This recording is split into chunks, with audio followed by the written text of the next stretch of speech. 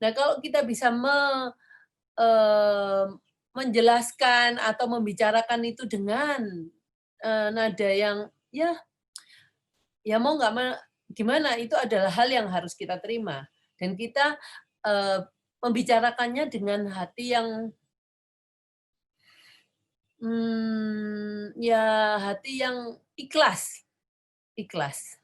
Eee, jadinya mereka akhirnya akan bersimpati ke kita dan akhirnya akan membantu kita dan mungkin juga dia akan membicarakan dengan anaknya waktu di rumah kalau, mungkin anak kita namanya si A.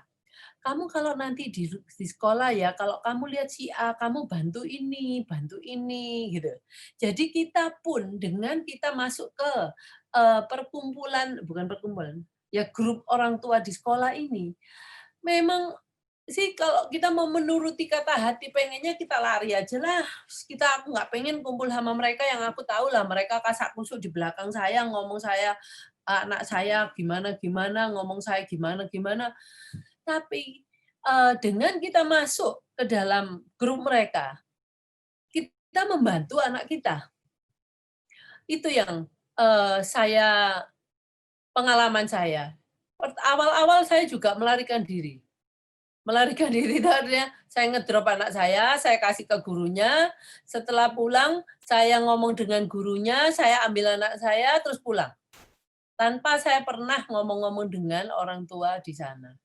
Nah, terus akhirnya saya dengar bahwa mereka, membicarakan saya dari guru kelasnya. Itu banyak orang tua yang protes begini gini gini, terus saya mikir, saya akan melakukan sesuatu yang mungkin tidak pernah saya lakukan sebelumnya. Kalau saya seperti ini terus, mereka akan semakin leluasa, menjatuhkan anak saya dan saya tidak akan sebagai seorang ibu ya, saya nggak mau, membiarkan anak saya dengan kondisi seperti ini. Saya akan bantu sebisa saya bantu. Nah, itu bantuan yang bisa ibu bapak lakukan adalah dengan masuk ke komunitas mereka dan berbicara baik-baik saja. Dan mereka pasti akan memberikan pertanyaan sendiri kok. Akhirnya mereka akan tahu sebenarnya apa yang kita alami dengan anak-anak ini. Dan secara tidak langsung mereka pasti ada yang berempati. Tapi saya nggak semuanya terus pasti akan memberikan empati, enggak. Pasti ada orang-orang juga yang masih nggak berempati. Ya nggak apa-apa lah. Kalau kita dapat 50% aja orang-orang yang berempati ke kita, kita sudah melakukan suatu kemajuan, progres untuk membantu anak kita di lingkungan sekolahnya, di lingkungan anak-anaknya. Nah, mungkin sampai di sana dulu, ini sangat penting. Masih ada pertanyaan nggak mengenai hal ini? Supaya kalau saya udah masuk ke materi, kita ngomong ke materi. Ini kan yang saya bicarakan adalah persoalan non teknis ya. Bagaimana cara kita untuk menghadapi, eee, lingkungan di sekolah, apa yang sebenarnya menjadi kewajiban kita sebagai orang tua, bukannya kita cuma harus memberikan dia sekolah, membayar uang sekolah, tapi ada banyak yang bisa kita lakukan untuk membuat hal itu, proses anak kita belajar eee, di sekolah itu semakin baik. Oke, kalau ada pertanyaan mungkin bisa, langsung membuka membuka ini, unmute, membuka speaker-nya, mikrofonnya untuk bisa berbicara dengan saya.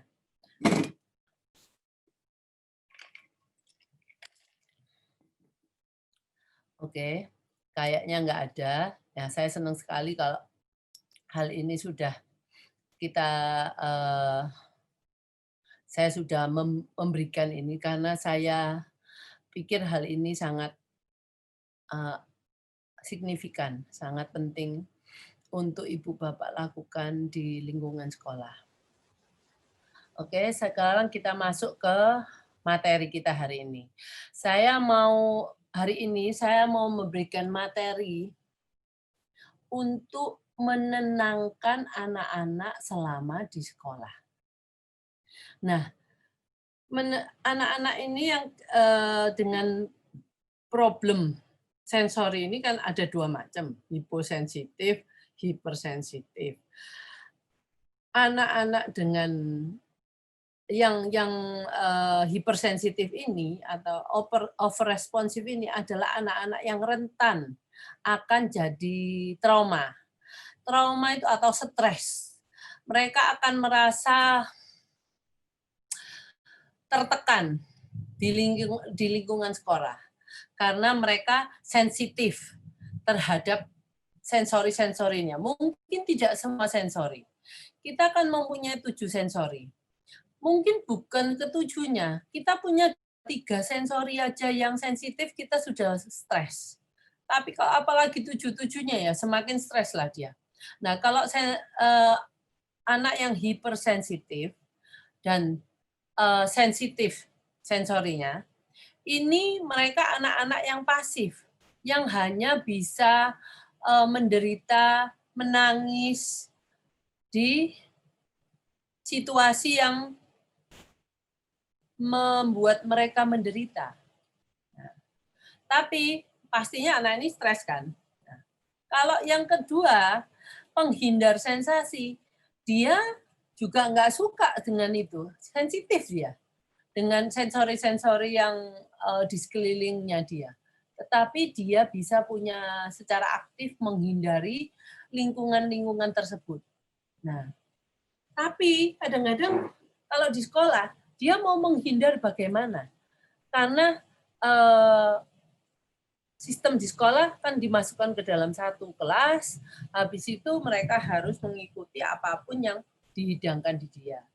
Nah, mungkin yang bisa mereka lakukan yaitu mereka tantrum, marah. Nah, kalau mereka marah, terus gurunya kalau nggak ngerti, ya ada beberapa hal yang bisa dilakukan guru yang mungkin mengeluarkan dia dari dalam kelas. Akhirnya juga ke kita juga, ke orang tua, akhirnya pulang, ini anaknya tadi marah-marah, saya nggak ngerti marahnya kenapa, pokoknya dia marah-marah.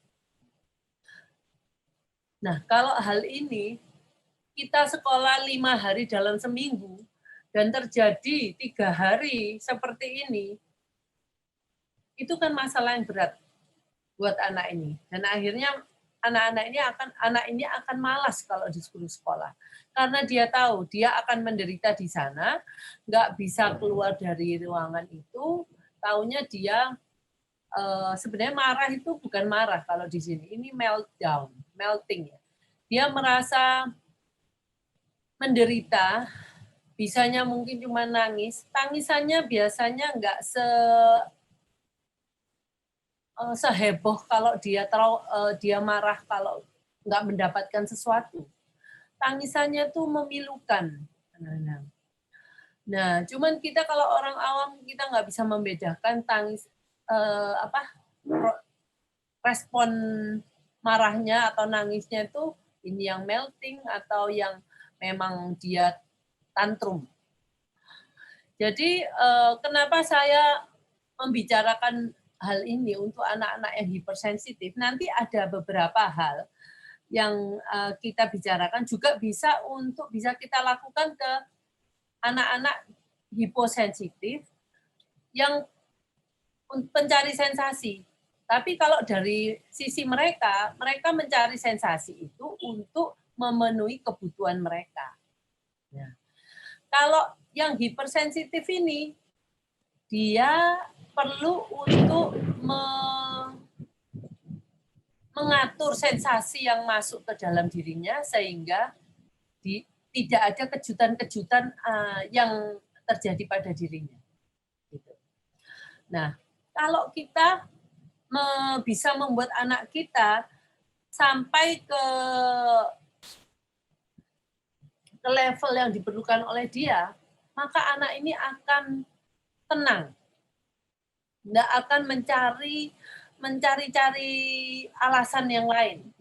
Kecuali mungkin ada satu hal lagi yang biasanya mereka itu suka cari alasan untuk keluar dari lingkungan belajar mengajar. Apa yang terjadi di sana itu terlalu sulit buat dia. terlalu sulit atau terlalu mudah, itu membuat mereka bosan. Nah, kalau anak itu bosan, dia akan mencari cara untuk keluar dari lingkungan itu. Jadi kita kalau mau melihat anak kita punya problem di suatu lingkungan, kita harus lihat ya, apakah yang kita berikan itu terlalu sulit atau terlalu mudah. Yang kedua, adakah problem sensori? Nah, itu dulu. Ada hal-hal lain memang yang juga mempengaruhi. Mungkin attitude dari terapisnya atau guru, perilaku, bagaimana memperlakukan anak ini dari pihak pengajar itu mungkin tanda kutip tidak memberikan rasa nyaman terhadap mereka. Tapi itu saya tidak bisa membicarakan hal itu sekaligus semuanya. Maka dari itu saya hanya mengambil dari sisi sensorinya dulu. Karena dari sisi sensori ini, kita sebagai orang tua, kita harus tahu bagaimana sih apa yang dirasakan anak kita kan. Anak-anak yang karena kadang-kadang kalau kita tahu apa yang dirasakan mereka, apalagi anak-anak yang dengan hipersensitif ini kasihan sekali. Kalau kita jadi mereka pun, kita juga akan melakukan hal yang sama. Kita juga sepertinya kalau gini, kalau kita aja ya mungkin ya, saya mempunyai problem, saya nggak suka ke tempat yang ramai. Nah, saya kan katanya yang orang tipikal, orang yang normal. Tapi saya nggak suka ke tempat yang ramai. Meskipun di sana ada suatu tempat dengan diskon banyak, terus kan pasti banyak orang ke sana. Nah, saya bisa pusing kepala saya. Ya kalau cuma nggak enak aja, saya bisa pusing. Kalau saya bertahan di sana, terus dengan banyak orang, saya di mana kita berkompetisi dengan mereka, mau mengambil apa, atau waktu kita memilih-milih, itu tempatnya nggak nyaman, terlalu banyak orang dan bising suaranya, dan juga bergerombol ke sana kemari, kita mungkin disenggol ke sana kemari, itu nggak nyaman. Nah, kalau anak kita aja bisa menjadi nggak nyaman, nah, anak-anak itu seperti itu. Mungkin bagi anak-anak lainnya, hal itu sudah nyaman. Nah, kalau untuk anak kita karena standarnya berbeda, maka dari itu kita kalau mikir harus memikirkan bukan kita sebagai acuannya, tapi kita lihat respon dari mereka. Kenapa mereka responnya seperti itu? Dari sana kalau kita tahu dia punya problem, kita akan berusaha menolong mereka. Bagaimana supaya mereka menjadi nyaman, baru mereka bisa belajar. Kalau mereka nggak nyaman, ya gimana? Seperti kita aja lah. Kalau kita ke sekolah nih, dipaksa sekolah. Saya nggak enak, saya sakit perut mah. Tapi mama saya lagi nggak, mungkin memikirkan bahwa kamu bohong, sakit perut.